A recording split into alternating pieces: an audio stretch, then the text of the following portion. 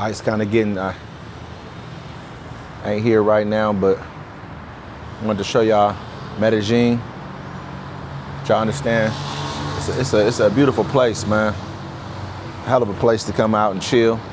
You know what I mean? I definitely want to get more of my people to come out here and mess with me out here on this. I mean, you gotta really get some of the views, man. I don't know. Y'all are getting an opportunity to see this. I'm gonna turn the camera around so y'all can really get a good opportunity to check this out. But I'm doing a lot of traveling lately. I'm definitely gonna do more vlogging for y'all so y'all can check this out. Exactly where we are, exactly what we're doing. It's Webb's World Travel.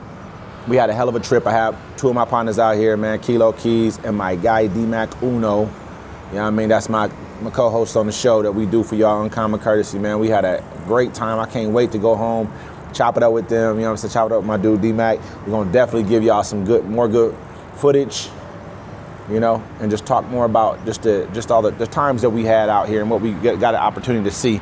What I really want y'all to understand is that it seems like there's so many failings in America for what we're going through. There's like a lot of, you know, we complain a lot about who's not buying what from us and why we have these, you know, these deficits with different countries.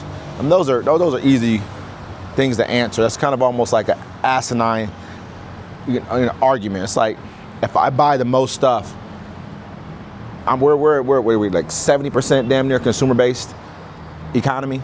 So if that's what we are, what do you think it's going to be? You think people can make things cheaper than us? It's going to happen. It boosted our economy in certain ways, but it also hurt our economy in other ways. We don't make cheap things in our economy. It shouldn't be a race to the bottom for us. That's the worst part about it. I feel like we're utilizing his ideology to make a race to the bottom. And that just doesn't make sense to me at all. I think that we need to really use our minds and see that you look in China right now, they're making it mandatory that even 6-year-olds, all children have to learn AI. You know what I mean? All of them. So why aren't we doing that in our country? Why isn't that the race rather than it being, let's race to see who can start making shoes or start making garments again? You know, that doesn't make sense to me. We should be looking at upward. We should be looking at that. We understand that in reality, society is really based around, you know, the smartest individual. It's not about brute strength anymore. You know what I mean? Not just plain old brute strength. Maybe in military standpoints, maybe that may overwhelming someone with numbers could work. But if you even look at the situation in Russia and with Ukraine, it's not really working like they wanted it to. They're in the third year of this war, and they've lost 1 million people, and it's just been a situation for them. So it's not really working for us. When I come out to these countries, I don't see very many American-made cars here, or even U.S. car companies. You don't see very many, and people would take that as, why aren't they importing our vehicles? Well, they make smaller vehicles here. They ride a lot more scooters and bikes here because that's what their economy is based around. Their economy is based around what works for them. So why don't our companies start competing? Why don't they start building plants out in these places as well? You know? Maybe start making certain parts where they can import from the United States. We might make the computers and certain things there and can import them here, and they can manufacture them here.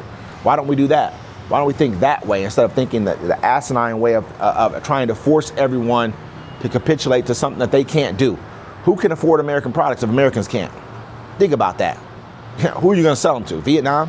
China?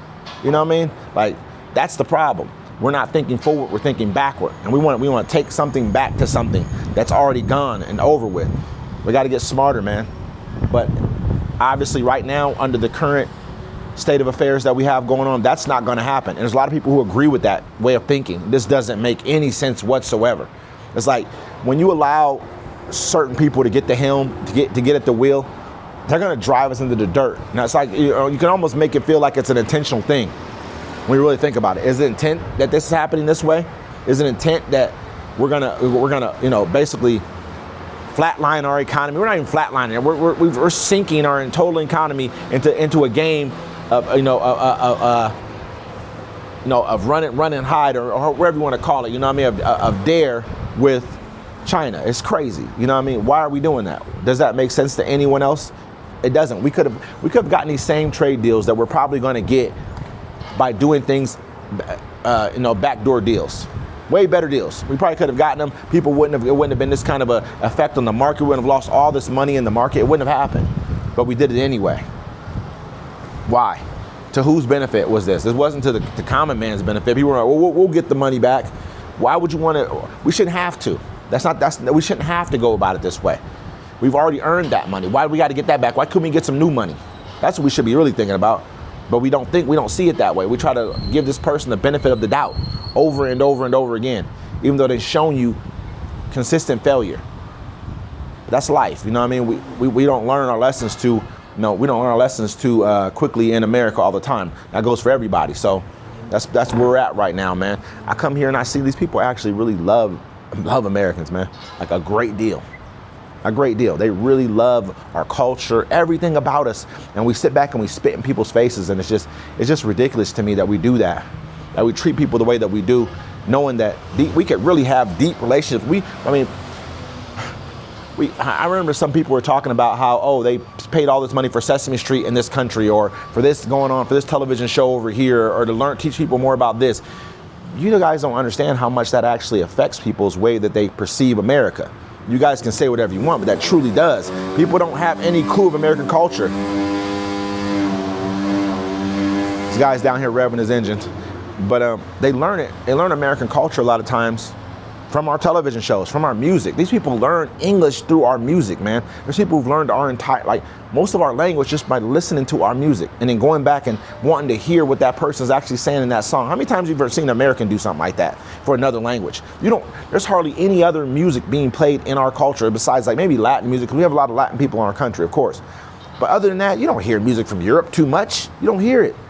You know what I mean? So we gotta stop looking at things the way that we are and look at them in a different way. Like there's a lot of things we can control, but we want to be the ugly Americans, man. We brought the ugliest of us and put him at the front of the wheel.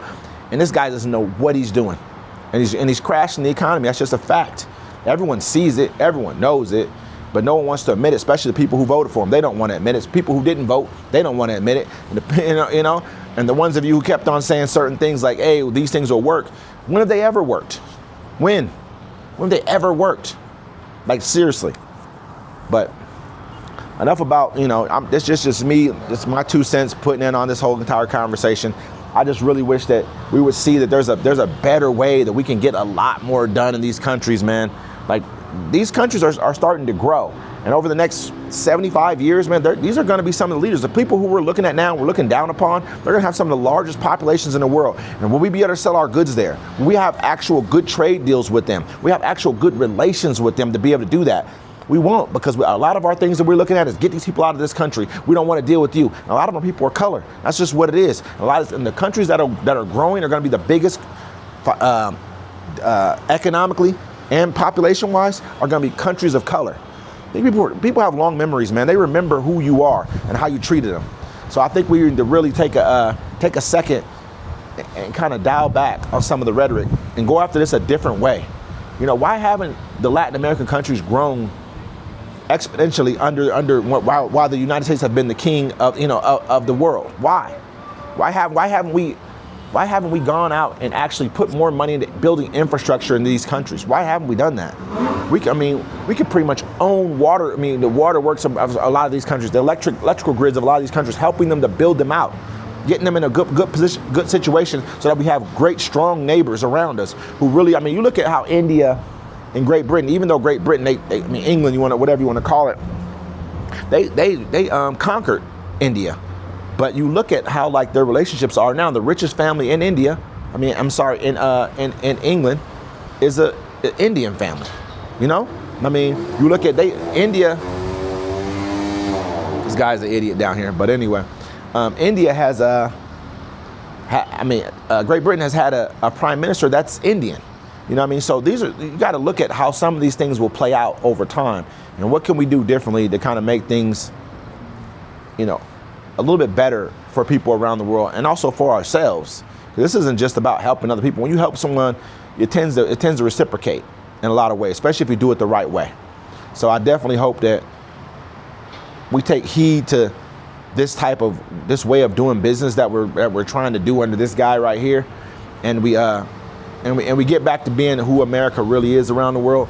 That is a beacon of light, a beacon of hope, and a symbol of where a lot of people want to come to our country and want to be a part of the American dream. We can rebuild that American dream in America for the people who are in America too.